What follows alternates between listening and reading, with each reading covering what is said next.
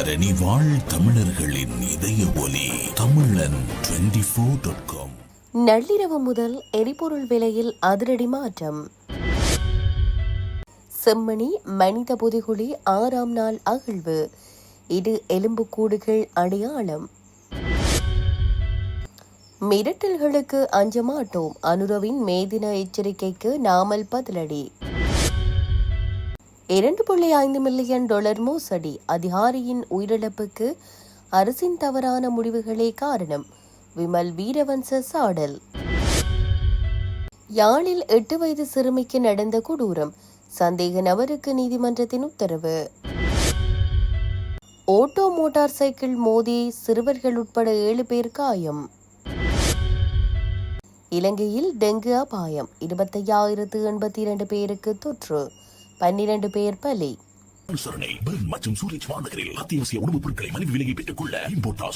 தொடர்பென விரிவான செய்திகள். இலங்கை பெட்ரோலிய கூட்டுத்தாபனம் எரிபொருள் விலையில் மாற்றங்களை அறிவித்துள்ளது. இதன் அடிப்படையில் 2026 மே 2ஆம் தேதி நள்ளிரவு முதல் இந்த விலை மாற்றம் நடைமுறைப்படுத்தப்பட்டுள்ளது.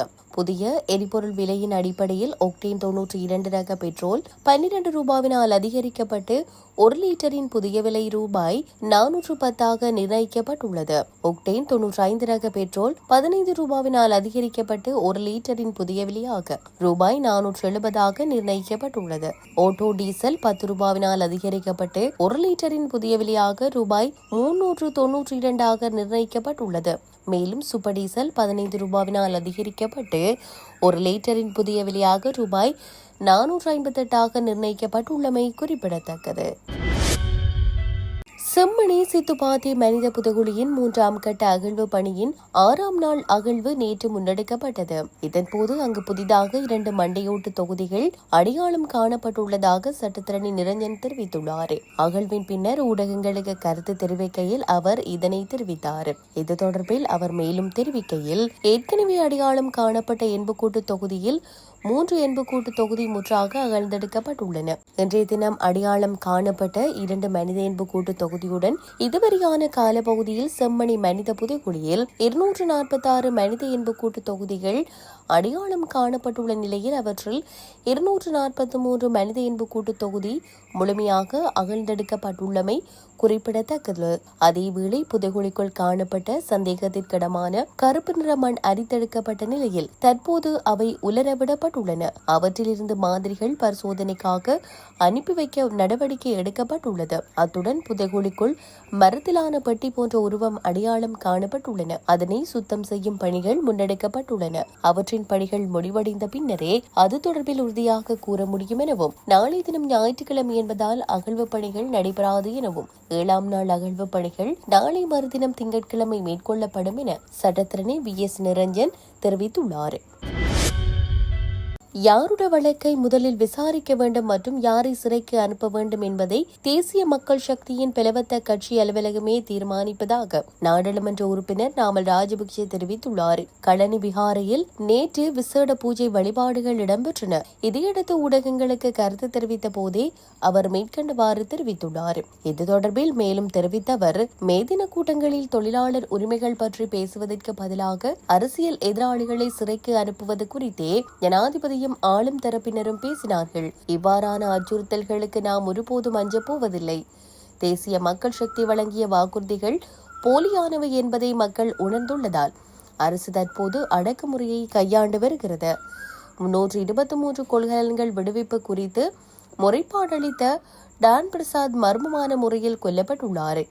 $2.5 மில்லியன் மோசடி விவகாரத்தில் திரைசேரியின் முன்னாள் உதவி பணிப்பாளர் உயிரிழந்துள்ளமை சந்தேகத்திற்குரியது.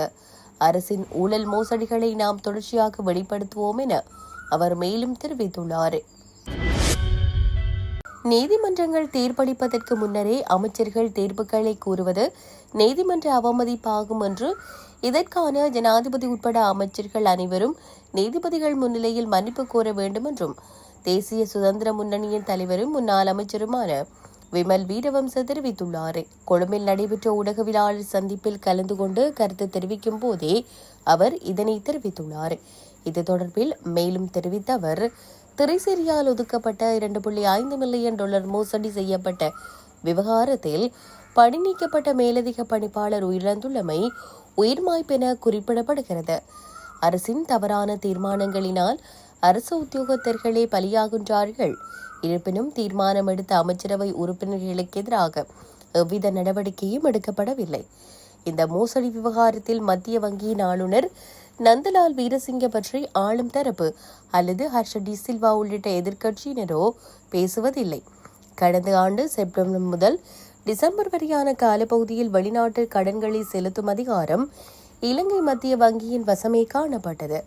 இந்த காலப்பகுதியில் மத்திய வங்கி ஆளுநரின் அனுமதியுடன் தான் ஆஸ்திரேலியா நிறுவனத்திற்கு கட்டம் கட்டமாக 7 கொடுப்பனவுகள் செலுத்தப்பட்டுள்ளன.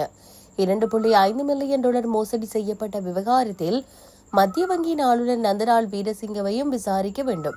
அவருக்கு மாத்திரம் ஏன் சிறப்பு சலுகை வழங்கப்படுகிறது? எனவே இந்த $2.5 மில்லியன் மோசடி விவகாரத்தில் மத்திய வங்கியின் ஆளுநரையும் விசாரிக்க வேண்டும். மே தின கூட்டத்தில் அரசியல் எதிராளிகளை இந்த ஆண்டு சிறைக்கு அனுப்புவதாக ஜனாதிபதி மற்றும் அமைச்சர்கள் குறிப்பிட்டதன் மூலம் அரசின் வன்மம் வெளிப்படுகிறது. அமைச்சர் பிமல் ரத்நாயக்க தன்னை சிறைக்கு அனுப்புவதாக கூறுகின்றார். நீதிமன்ற விசாரணைக்கு முன்னரே இவ்வாறு தீர்ப்பு கூறுவதற்கு அவர் ஒன்றும் நீதிபதி அல்ல. நீதிமன்றங்களை அவமதிக்கும் வகையில் செயற்படும் அரசு தரப்பினர் நீதித்துறைக்கு முன்னால் மண்டியிட்டு மன்னிப்பு கேட்க வேண்டும் என அவர் தெரிவித்துள்ளார். யாழில் 8 வயது சிறுமியை தவறான நடத்தைக்கு உட்படுத்திய சந்தேக நபர் ஒருவரை எதிர்வரும் 15/5/2026 வரை விளக்கமறியலில் வைக்குமாறு நீதவான் உத்தரவிட்டார். அராலி தெற்கு பகுதியைச் சேர்ந்த குறித்த சிறுமி தாய்வழி உறவினரான இளைஞர் ஒருவரால் கடந்த சில தினங்களுக்கு முன்னர் தவறான நடத்தைக்கு உட்படுத்தப்பட்டார். இதுகுறித்து சிறுமியின் தாயார் வட்டுக்கோட்டை காவல் நிலையத்தில் முறைப்பாடு பதிவு செய்துள்ளார். அந்த வகையில் குறித்த சந்தேக நபரை காவல்துறையினர் நேற்று முன்தினம் கைது செய்தனர். இவ்வாறு கைது செய்யப்பட்டவரை நேற்றைய தினம் மல்லாகம் நீதிமன்றத்தில் முற்படுத்திய வேளை அவரை 15ஆம் தேதி வரை விளக்கமறியலில் வைக்குமாறு நீதவான் உத்தரவிட்டார். கந்தளாய் போலீஸ் பிரிவுக்குட்பட்ட லைட் வீதியில் நேற்று முன்தினம் மாலை இடம்பெற்ற வாகன விபத்தில் 2 சிறுவர்கள் உட்பட 7 பேர் காயமடைந்து கந்தளாய் தள வைத்தியசாலையில் அனுமதிக்கப்பட்டுள்ளனர். தம்பலகாமம் பகுதியில் இருந்து கந்தளாய் நோக்கி சென்று கொண்டிருந்த முச்சக்கர வண்டி கந்தளாய் லைட் வீதி பகுதியில் பயணித்த போது குறுக்கே வந்த மோட்டார் சைக்கிளுடன் மோதி இந்த விபத்து சம்பவித்துள்ளதாக போலீசார் தெரிவித்தனர். இந்த விபத்தின் போது முச்சக்கர வண்டியில் பயணித்தவர்களும் மோட்டார் சைக்கிளில் பயணித்தவர்களும் காயங்களுக்குள்ளாகியுள்ளனர். காயமடைந்தவர்களில் 2 சிறுவர்களும் உள்ளடங்குவதாக தெரிவிக்கப்படுகிறது.